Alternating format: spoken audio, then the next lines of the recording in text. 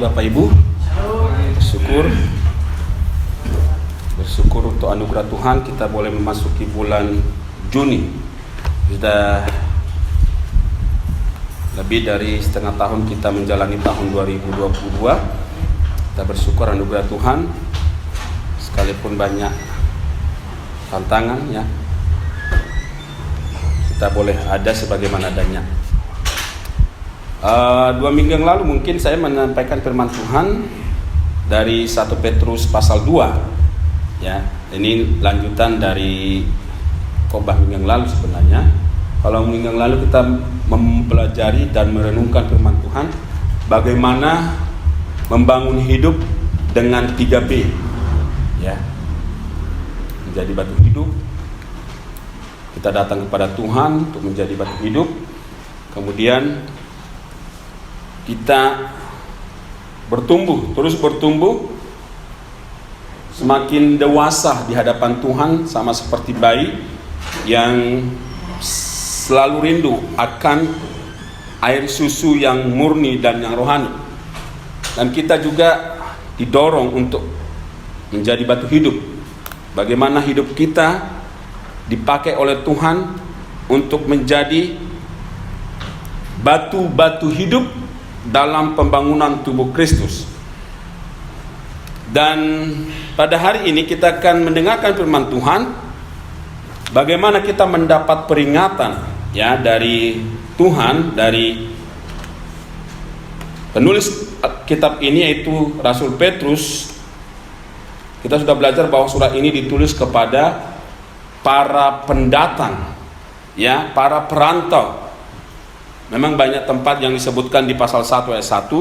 Ada di Pontus, ada di Galatia, ada di Kapadokia, ada di Asia dan Bitinia. Jadi orang-orang ini adalah orang-orang yang merantau, orang-orang pendatang dari Yerusalem dan menjadi orang-orang Kristen di luar negeri. Dan kita juga melihat di ayat yang pasal 2 ayat yang ke-11, Rasul Petrus mengingatkan penerima surat ini. Dari ayat 11 dikatakan, saudara-saudaraku yang kekasih, aku menasihati kamu.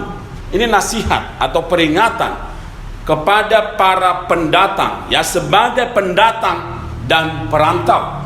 Sebagai pendatang dan perantau ada nasihat yang diberikan kepada penerima surat ini dan juga diberikan kepada kita pada pagi hari ini.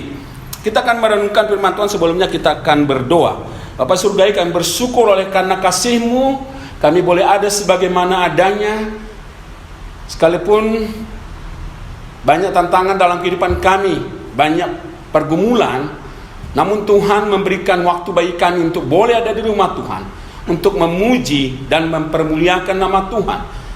Dalam menghadapi segala tantangan hidup seperti nyanyian kami boleh memperoleh kemenangan di dalam Kristus yang sudah menang mengalahkan musuh yang terakhir, yaitu maut dan kuasa dosa. Dan karenanya kami bersyukur di hari Minggu, hari bangkitnya Tuhan Yesus, kami bersuka cita. Dan kami bersyukur oleh karena Tuhan memberikan kami firman-Mu sebagai makanan rohani bagi rohani kami, bagi jiwa kami. Biar Roh Kudus yang memberikan penerangan di hati kami masing-masing, sehingga kami boleh mengerti apa yang Tuhan kehendaki, apa yang Tuhan firmankan sebagai makanan rohani bagi kami, sehingga kami boleh dihiburkan, boleh dikuatkan, boleh didorong, dan boleh mengerti apa yang Tuhan kehendaki dalam kehidupan kami sebagai anak-anak. Berfirmanlah Tuhan, karena kami sudah siap mendengarkannya. Dan hamba-Mu juga yang akan menyampaikan, Tuhan yang menolong sehingga dapat berkata-kata sesuai dengan kebenaran firman-Mu. Di dalam nama Yesus Kristus kami berdoa. Amin. Ayat 11. Saudara-saudaraku yang kekasih, aku menasihati kamu supaya sebagai pendatang dan perantau kamu menjauhkan diri dari keinginan-keinginan daging yang berjuang melawan jiwa.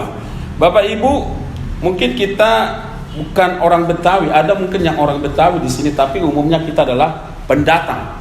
Ya, ada dari Sulawesi, kalau saya dari Medan, ada juga dari Sulawesi Tenggara, dan sebagainya. Kita pendatang, kita bukan orang asli. Di dunia ini kita adalah pendatang. Pendatang dan perantau.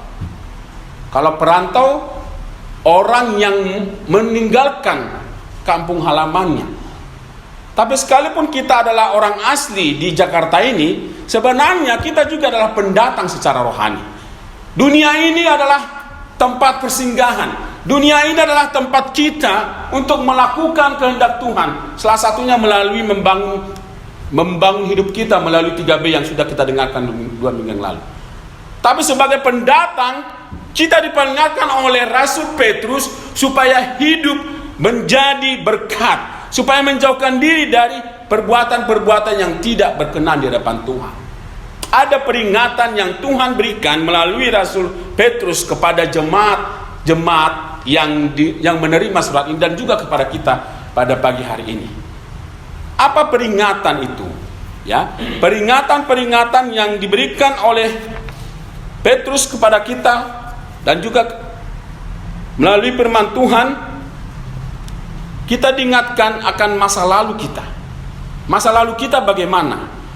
Ya, dari ayat yang ke-9 dikatakan, tetapi kamulah bangsa yang terpilih, imamat yang rajani, bangsa yang kudus, umat kepunyaan Allah sendiri, supaya kamu memberitakan perbuatan-perbuatan yang besar dari Dia yang telah memanggil kamu keluar dari kegelapan kepada terangnya yang ajaib. Dari ayat yang ke-9 bagi terakhir dikatakan, yang telah memanggil kamu keluar dari kegelapan. Berarti sebelumnya ada di dalam kegelapan. Kita sebenarnya dalam kegelapan. Dunia ini adalah kegelapan. Ketika manusia jatuh dalam dosa, dunia gelap oleh karena dosa. Ketika manusia melanggar firman Tuhan, memakan buah yang dilarang Tuhan, dunia gelap. Dunia penuh dengan dosa, dunia terkutuk. Bukan hanya manusia, tapi tanah dan semuanya menjadi gelap, penuh dengan kegelapan.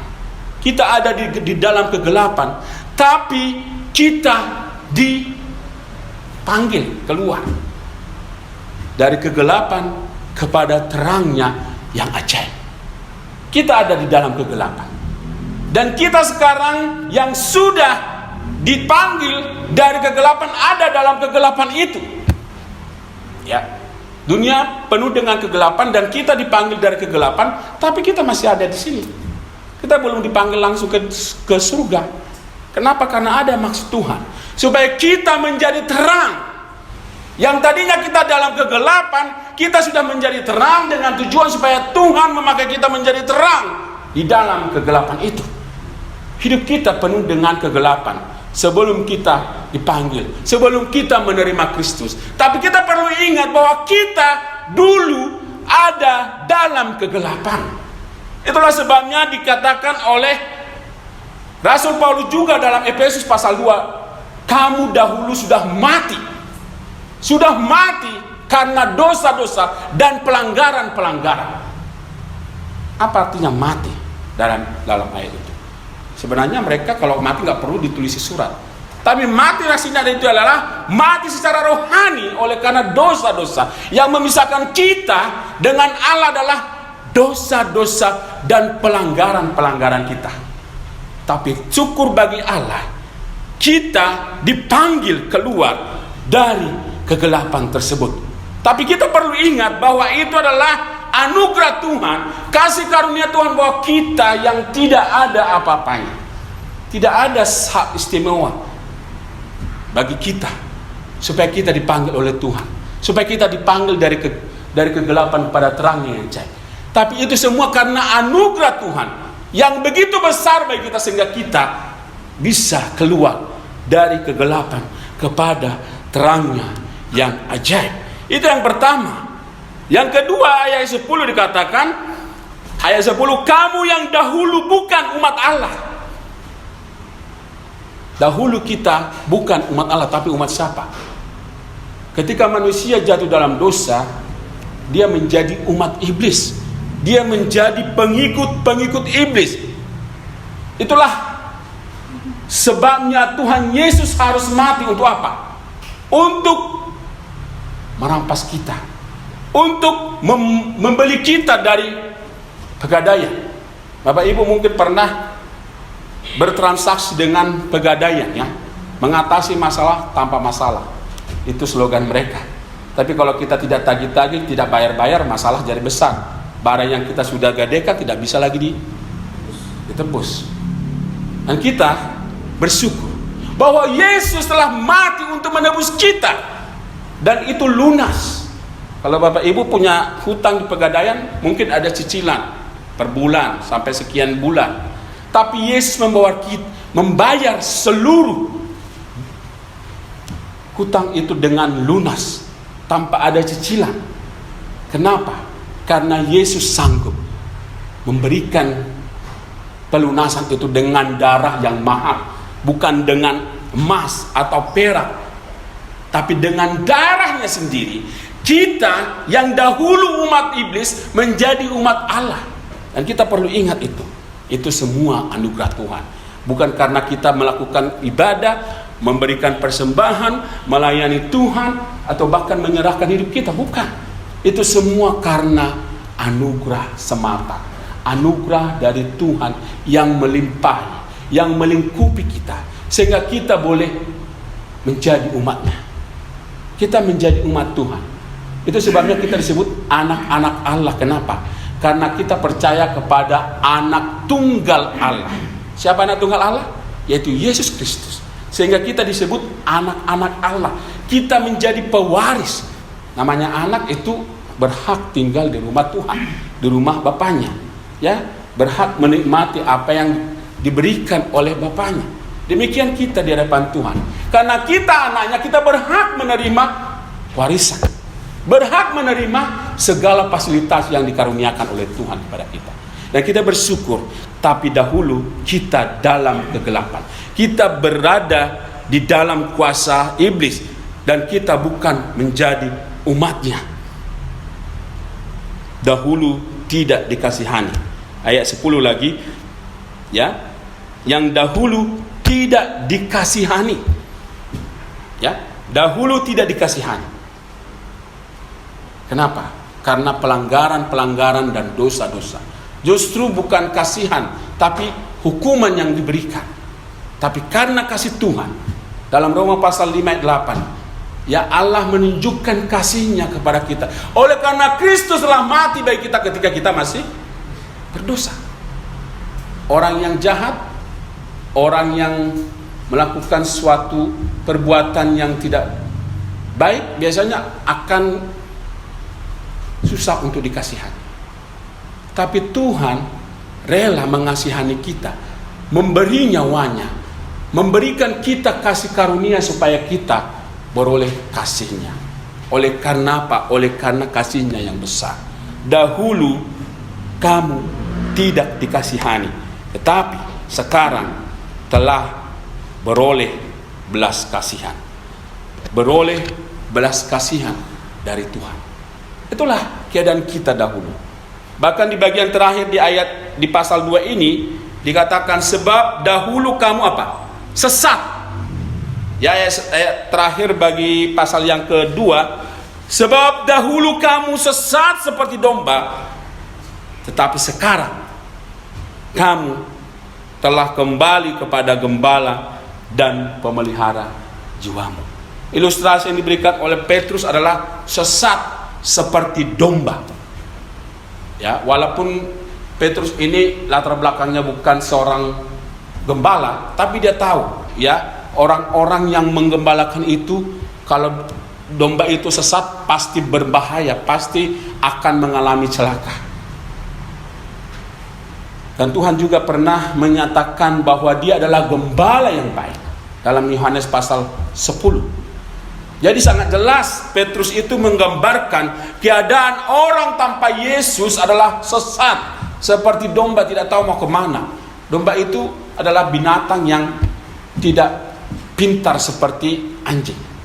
Ya, domba itu apa adanya, ya, tanpa ada insting. Jadi kemana dia sesat, ya jalan terus. Tapi karena kita adalah orang-orang yang dikasihani Tuhan, yang tadinya kita sesat seperti domba, kita kembali kepada Allah, Sang Gembala kita dan pemelihara jiwa kita. Dahulu sesat, tapi sekarang kita kembali ke pemelihara jiwa kita, kepada Gembala kita yang agung. Itu keadaan kita dahulu. Tapi yang menjadi pertanyaan adalah bagaimana sekarang?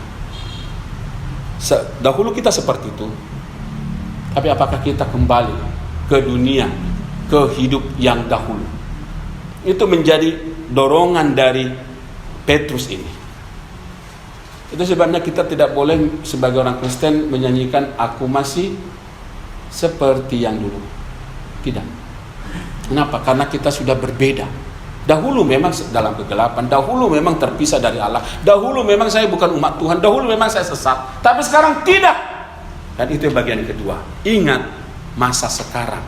Masa sekarang kita adalah apa? Ayat 9. Tetapi kamulah bangsa yang terpilih. Bangsa yang terpilih, kita bangsa yang terpilih. Ya, kita bangsa Indonesia, ya bersyukur kita hidup di negara kita ini walaupun banyak kendala. Masih Pancasila masih terus dipertahankan walaupun banyak orang tidak menyukai. Tapi sebaiknya bangsa di dunia pasti banyak masalah. Jangankan Indonesia, Amerika juga. Bangsa apapun dunia ini, tidak ada bangsa yang kudus. Dan bangsa Israel sendiri yang dipilih oleh Tuhan sejak awal banyak mengalami masalah, banyak mengalami pemberontakan dalam kehidupannya. Kalau kita membaca perjanjian lama, bagaimana hidup mereka yang berulang-ulang diberikan Tuhan kasih karunia untuk melihat banyak mujizat-mujizat, tapi akhirnya juga mereka tidak percaya kepada Tuhan. Banyak orang yang harus mati di padang gurun, banyak orang yang harus terbunuh karena dosa-dosa. Dan secara khusus bagi raja-raja juga, raja yang berdosa, rakyat juga mengakibatkan mereka harus menanggung dosa tersebut. Tapi dalam konteks ini kita adalah bangsa yang terpilih. Kenapa kita dipilih? Karena kita sudah dikuduskan. Bagaimana cara menguduskan? Dengan darah yang mahal, dengan darah Yesus Kristus. Kita menjadi bangsa yang terpilih. Itulah keadaan kita sekarang. Sekarang kita menjadi bangsa yang terpilih. Itu sebabnya dalam 1 Korintus pasal 2 Korintus pasal 10, kita adalah ciptaan baru. Yang lama sudah berlalu, sesungguhnya yang baru sudah datang. Kenapa? Karena kita sudah menjadi bangsa yang terpilih. Kita bukan lagi bangsa yang hidup dalam dosa. Kita bukan lagi orang-orang yang hidup dalam kesesatan. Tetapi kita sudah dipilih, sudah dipisahkan. Ya, kudus artinya pisah untuk tujuan yang khusus. Dan Tuhan mengkhususkan kita untuk melakukan apa yang dikehendaki oleh Tuhan. Itu yang pertama. Sekarang kita adalah bangsa yang terpilih. Ya. Dari yang kedua, komunitas baru. Ada komunitas kita yang baru. Dari ayat yang ke-9, imamat yang rajani, bangsa yang kudus, umat kepunyaan Allah sendiri. Ya, komunitas baru, imamat, ya, kerajaan. Ya, dikatakan di ayat dalam Efesus pasal 2 ayat 13. Bukakan Efesus pasal 2 ayat 13. Dikatakan di sini,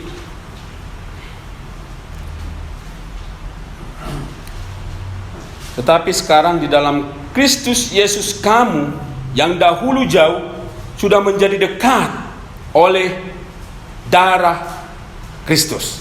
Yang dahulu jauh sudah menjadi dekat oleh apa? Bukan oleh karena kita satu suku, bukan oleh karena kita satu marga, satu kumpulan, tapi karena darah Yesus Kristus yang dahulu jauh sudah menjadi dekat. Dan karenanya kita memiliki komunitas yang baru di dalam persekutuan antar umat yang seiman, antar anggota jemaat yang bukan dipandang lagi oleh karena ras dan golongan, oleh karena suku, tapi karena Kristus telah menyatukan kita menjadi satu komunitas yang baru, yaitu di dalam jemaat Kristus. Ya, dahulu kita menjadi bangsa-bangsa yang tidak dipilih Tuhan, tetapi sekarang sudah dipilih Tuhan. Dahulu kita tidak tercerai-berai oleh karena dosa, tetapi kemudian dipersatukan menjadi satu komunitas yang baru. Bahkan dikatakan imamat yang rajani. Apa artinya imamat yang rajani? Dalam sejarahnya orang Israel kalau mau mengaku dosanya harus datang dulu kepada imam besar, ya, mengaku dosanya, mempersembahkan korban. Kalau kita tidak, kita bisa langsung kepada Allah Bapa melalui perantaraan Yesus Kristus. Kita menjadi imam langsung. Itu sebabnya kalau kita ada masalah, tidak harus kita ke pendeta. Kita bisa langsung datang kepada Tuhan, menyatakan permohonan kita.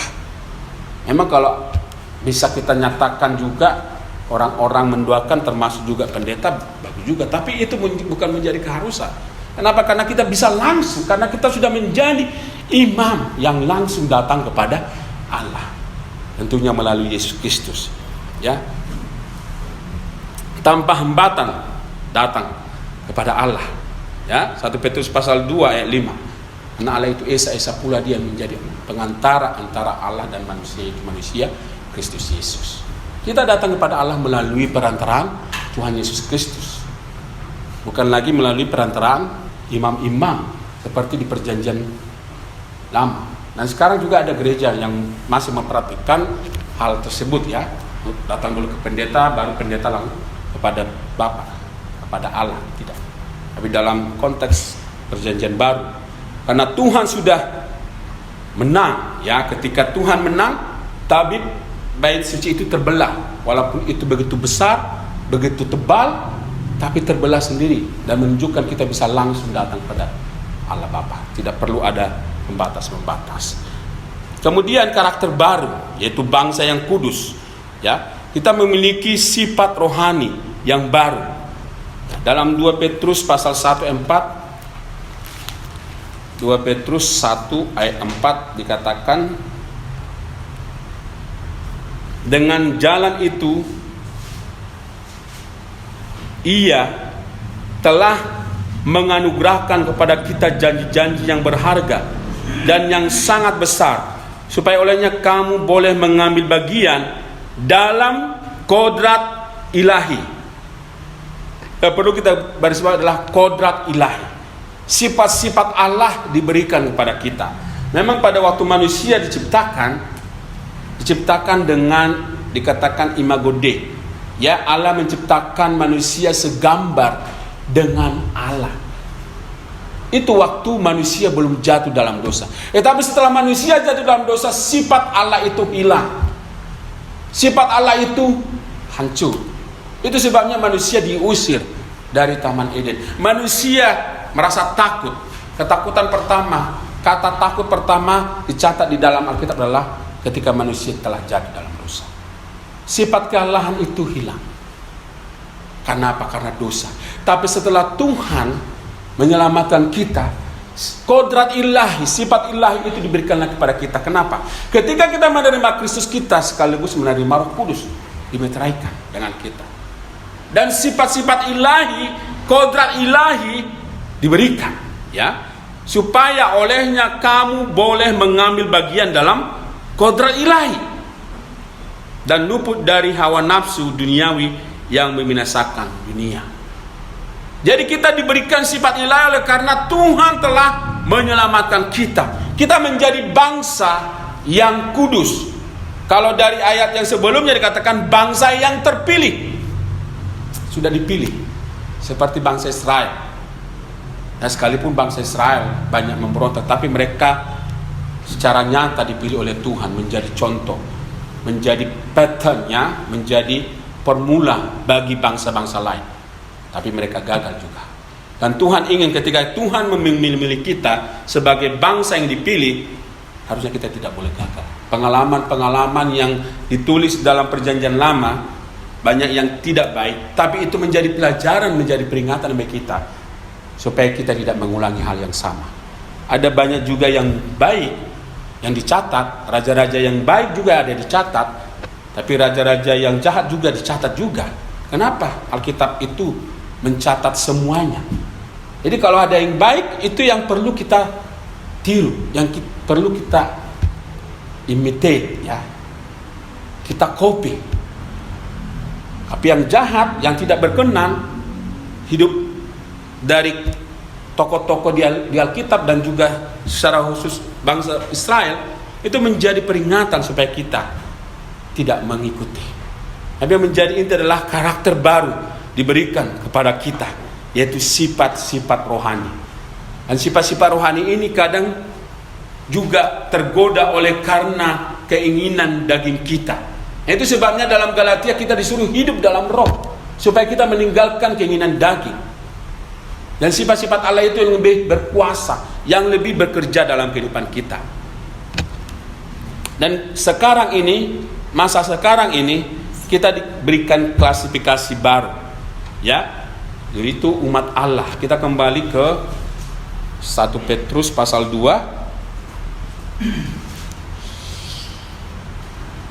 Tetapi kamulah bangsa yang terpilih, imamat yang rajani, bangsa yang kudus, umat kepunyaan Allah sendiri. Jadi ketika kita ditebus, kita ini bukan milik kita lagi. Ya, kita sudah menjadi milik Tuhan. Hidup kita telah ditebus dari pegadaian dengan darah yang mahal. Orang yang ditebus itu bukan miliknya lagi. Sama seperti ilustrasi bagaimana si Yusuf dibeli dari perbudakan. Ketika dia dibeli oleh Potifar sudah membeli dia, dan si Yusuf ini menjadi milik Potifar. Demikian kita, ketika Tuhan menebus kita, hidup kita bukan milik kita lagi. Kita menjadi umat kepunyaan Allah. Itu kita harus menyerahkan hidup kita untuk dipakai oleh Tuhan sesuai dengan karunia Tuhan, sesuai dengan kehendak Tuhan dalam kehidupan kita. Ingat masa sekarang. Masa dulu memang itu menjadi suatu hal yang menggambarkan masa yang akan depan. Ya, mungkin Bapak Ibu tidak suka belajar sejarah, tapi hidup kita ini mau tidak lepas dari sejarah. Sejarah kita dulu bagaimana? Sebelum ke Jakarta bagaimana? Sebelum kita kuliah bagaimana? Sebelum kita melayani Tuhan bagaimana? Sebelum Tuhan memanggil kita bagaimana? Perlu kita melihat sejarah. Dalam kekristenan kita juga ada sejarah. Kita sudah belajar dahulu kita tersesat, dahulu kita bukan umat kepunyaan Allah, dahulu kita dalam kegelapan, dahulu kita adalah orang-orang yang harus dimurkai. Tetapi sekarang posisi kita berbeda. Dahulu kita mungkin di jalanan, di terminal. Apakah kita kembali ke sana? Acap kali orang Israel sudah dalam perjalanan menuju ke tanah Kanaan, acap kali mereka mau kembali ke hidup lama, ke Mesir. Karena berpikir bahwa di Mesir jauh lebih baik. Tapi justru harusnya mereka menyadari mereka diperbudak. Mereka hidup dalam kegelapan. Bagaimana dengan kita? Kita sudah ditebus. Apakah kita kembali kepada kehidupan lama kita? Sekarang posisi kita sudah berbeda. Ya, kita menjadi umat pilihan, kita menjadi bangsa yang kudus, imamat yang rajani, dan umat kepunyaan Allah sendiri. Peringatan bagi kita sebagai perantau, sebagai pendatang. Ya, ilustrasi ini sebenarnya tidak sulit untuk dimengerti. Kalau kita ada pendatang di Indonesia ini, orang asing harus mengikuti segala aturan dari pemerintah yang didatangi. Ya, ada izin tinggalnya. Kalau sudah habis harus kembali. Kalau sudah habis harus diperbaiki. Ada izin tinggal sementara, ada izin tinggal menetap. Dan kita sebagai pendatang, sebagai perantau, ada peringatan-peringatan juga. Kita ingat masa lalu kita, dan kita ingat masa depan kita. Dan kemudian yang ketiga, setelah kita mengingat semuanya itu, kita ingat tugas kita sekarang. Mengapa kita ditebus? Yang dahulu dari kegelapan kepada terang. Yang dahulu bukan menjadi umat Tuhan, tapi sekarang menjadi umat Tuhan. Yang dahulu tidak dikasihani, tapi sekarang dikasihani. Yang dahulu sesat, tetapi kita kembali ke gembala kita. Yang dahulu kita bukan umatnya, sekarang telah menjadi umatnya. Menjadi bangsa yang terpilih, imaman yang rajani, bangsa yang kudus, dan umat kepunyaan Allah sendiri. Apa? Setelah itu apa? Apakah kita hanya berdiam? Tidak. Perhatikan ayat 9, kita kembali ke ayat 9. Ada kata supaya di situ. Ya, setelah Tuhan menebus kita, ada tugas yang harus kita lakukan, yaitu apa? Supaya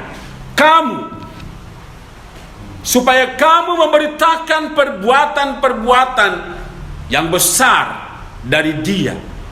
Ya, memberitakan perbuatan-perbuatan yang besar dari Tuhan. Jadi Tuhan menyelamatkan kita bukan hanya langsung ke surga. Kalau tujuan Tuhan hanya kita selamat terima Yesus, kenapa kita masih ada di sini? Ada maksud Tuhan supaya kita memberitakan perbuatan-perbuatan yang besar dari Tuhan, ya.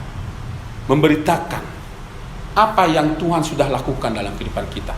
Hidup kita yang dahulu penuh dengan kemunafikan, penuh dengan dosa, telah dibaharui. Tuhan menyuruh kita untuk memberitakan segala perbuatan-perbuatan yang besar dari Tuhan. Kita boleh mengingat peristiwa seorang yang kerasukan di Gerasa. Ya. Setelah hidupnya dulu diperbudakannya, hidupnya di pekuburan. Dia tidak sadar telah melukai dirinya.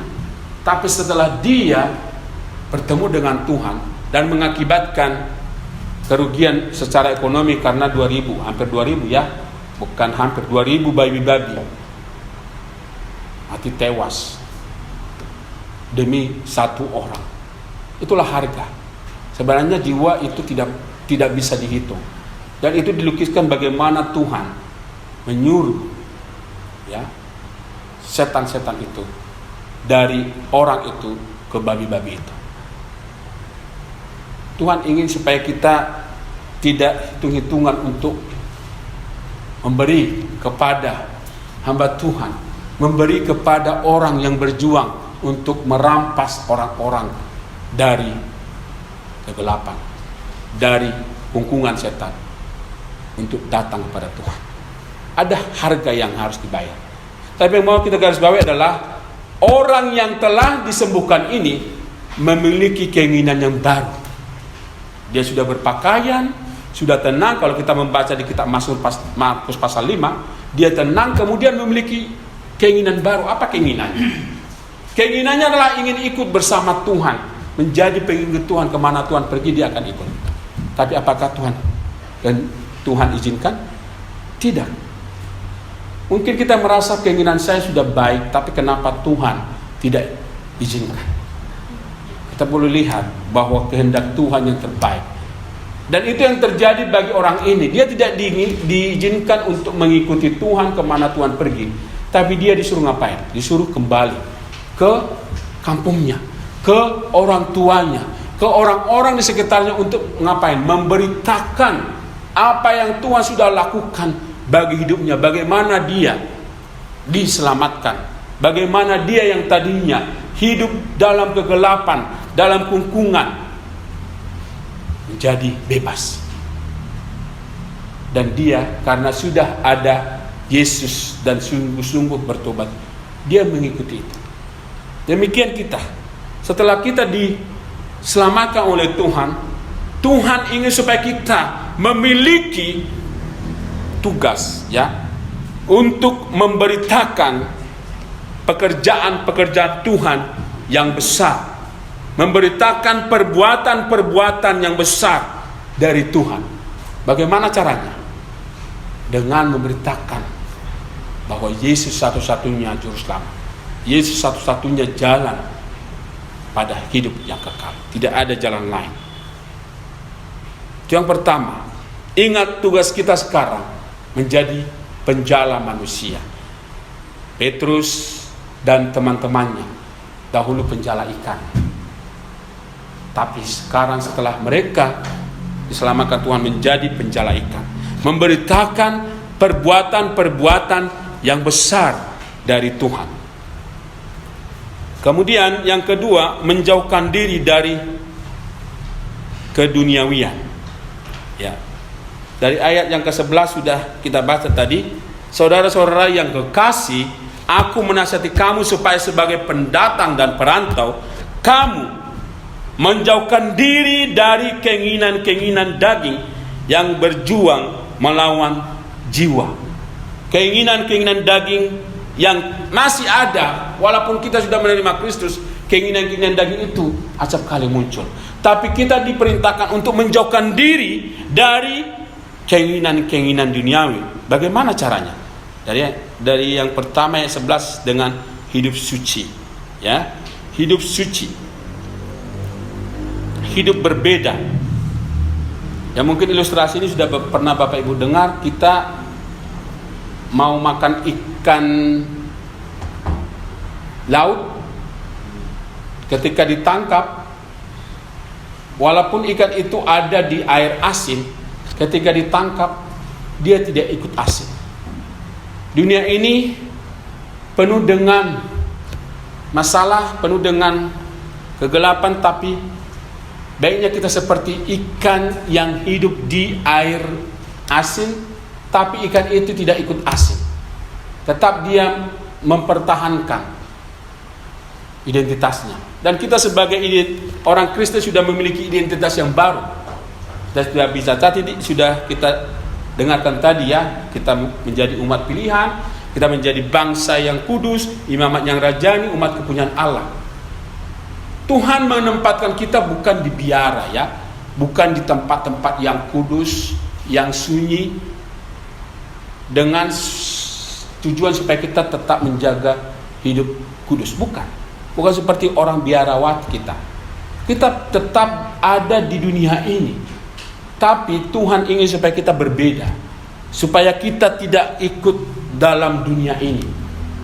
Ya, itu sebabnya Rasul Paulus mengingatkan dalam Roma pasal 12 ya, supaya kita menjauhkan diri ya supaya kita mempersembahkan tubuh kita sebagai persembahan yang hidup, yang kudus dan yang berkenan pada Allah, dan tidak hidup dalam dunia ini, dalam sifat-sifat dunia. Ya, yang kedua, kita bisa menjauhkan diri dari sifat duniawi dengan kesaksian yang kuat. Ya, kesaksian yang kuat dari ayat 12, tunduklah karena Allah kepada semua lembaga manusia. Ya, dijelaskan di sini baik kepada raja, ya, kepada pemegang kekuasaan tertinggi, pada wali-wali dan sebagainya. Nah, sebagai warga negara surgawi, kita tidak diperintahkan untuk tidak memikirkan atau tidak bersosialisasi dengan lingkungan. Karena di sini katakan, tunduklah. Walaupun kita warga negara surgawi, dunia ini hanya sementara, tapi Tuhan ingin supaya kita menunjukkan identitas kita yang tunduk dalam segala sesuatu yang tidak melanggar perintah Tuhan. Itu sebabnya kita harus membayar pajak. Itu sebabnya kita harus ikut aturan-aturan di lalu lintas. Ya, jangan karena kita merasa saya sudah orang percaya, kapanpun mati akan ke surga. Akhirnya kita ada lampu merah kita tabrak, yaitu mati konyol. Bukan seperti itu. Kita tetap harus ikut segala peraturan yang tidak bertentangan dengan firman Tuhan. Itu yang menjadi garis bawah. Ya, seperti si Sadak, Mesak dan Abednego, mereka tunduk, tapi kalau menyangkut iman harus kita memegang teguh iman kita.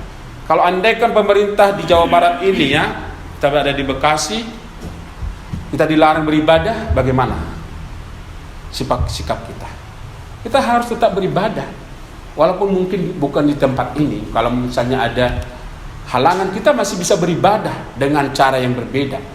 Ya, sama seperti Sadak, Mesak dan Abednego, mereka disuruh menyembah patung, mereka tetap mengingat bahwa Tuhanlah yang patut disembah, bukan patung. Dan kita juga bukan melihat tempat. Kalaupun kita andaikan kita dilarang beribadah di sini, kita harus tetap beribadah dimanapun Tuhan menempatkan kita. Jadi bukan gedungnya, tapi itu sebabnya dalam Yohanes pasal 4 kita disuruh menyembah Allah di dalam roh dan kebenaran. Bukan dibatasi oleh gedung, bukan dibatasi oleh arah. Ya, dulu memang orang Israel itu harus, ya seperti orang Islamnya harus ada kiblatnya. Orang Israel juga seperti itu. Kiblatnya harus menghadap ke Yerusalem kalau kita membaca bagaimana Daniel beribadah. Nah, kita tidak dibatasi oleh aturan-aturan seperti itu, tapi adalah hati kita, roh kita beribadah kepada Tuhan. Tunduk kepada Allah, tunduk kepada pemerintah, semua lembaga di dalam dunia ini. Sebagai anak, tunduk kepada orang tua. Sebagai anak, tunduk kepada guru. Ya. Sebagai anggota gereja, tunduk kepada pimpinan gembala. Sebagai warga negara, kita tunduk kepada RT RW. Ya, di atasnya ada lurah, ada camat, ada wali kota, bahkan sampai ke presiden. Itu digambarkan oleh Rasul Petrus. Sebagai pendatang, mereka harus menunjukkan ketaatan kepada pemerintah. Bahkan di ayat 17 dikatakan, hormatilah semua orang, kasihanilah saudara-saudaramu, takutlah akan Allah, hormatilah raja. Ini komplit sekali. Saudara-saudara itu dalam hubungan dengan iman kita bersama dengan orang-orang yang seiman dalam rumah Tuhan. Kemudian semua orang, ya, takutlah akan Allah. Jadi hubungan kita kepada Allah secara vertikal dan hubungan kita secara horizontal kepada sesama harus kita tetap pelihara. Tunduk kepada Allah. Dan kita juga menjadi karunia Tuhan yang terakhir. Ingat, tugas kita adalah menerima karunia Tuhan walaupun dalam penderitaan. Ya, kita sekarang masih mengalami penderitaan dan kita tidak tahu minggu depan, besok lagi penderitaan apa lagi yang muncul. Dan Rasul Petrus sudah mengingatkan jemaat itu, ya, dari ayat 18 sampai ayat yang terakhir. Ayat 18 katakan, hai kamu hamba-hamba, tunduklah dengan penuh ketakutan pada Tuhanmu, bukan saja kepada yang baik dan peramah, tetapi juga kepada yang bengis. Nah, ini sebagai karyawan. Penderitaan kita di dalam lingkungan kerja ketika kita berhadapan dengan pimpinan yang otoriter, yang bengis. Tapi sebagai warga surgawi, sebagai orang yang sudah ditebus oleh Tuhan, kita harus apa? Tunduk. Kemudian kenapa? Sebab adalah kasih karunia jika seorang karena sadar akan kehendak Allah menanggung penderitaan yang tidak harus ia tanggung. Nah, contohnya dalam dunia kerja. Kalau kita karyawan, ada bos kita yang suka hati, ya, yang gaji kita mungkin dipotong-potong, atau apapun masalah yang kita hadapi, ada dikatakan ini bengis. Jadi kalau yang baik mungkin orang gampang tunduk. Tapi kalau orang yang jahat, ya pimpinan yang jahat, bahkan juga mungkin tetangga kita yang jahat, atau siapapun, dikatakan sini itu suatu karunia Tuhan ketika kita mengalami penderitaan itu. Jadi kalau kita menderita di dunia ini, itu adalah panggilan Tuhan. Ayat 21 dikatakan, sebab untuk itulah kamu dipanggil, karena Kristus pun telah menderita untuk kamu. Jadi kalau kita menderita itu bukan hal yang luar biasa, karena Kristus juga telah menderita. Ya, kalau kita menonton filmnya, ya, jangankan menonton film, membaca kisah di Injil juga bagaimana Kristus mengalami penderitaan mulai dari ditangkap, ya, memikul salib, dirajam, dipukul, diludahi dan sebagainya. Nah, mungkin Bapak Ibu pernah menonton film Passion of Christ, lebih digambarkan di situ, lebih ngeri lagi penderitaan itu. Tapi yang mau kita lihat adalah Kristus telah menderita.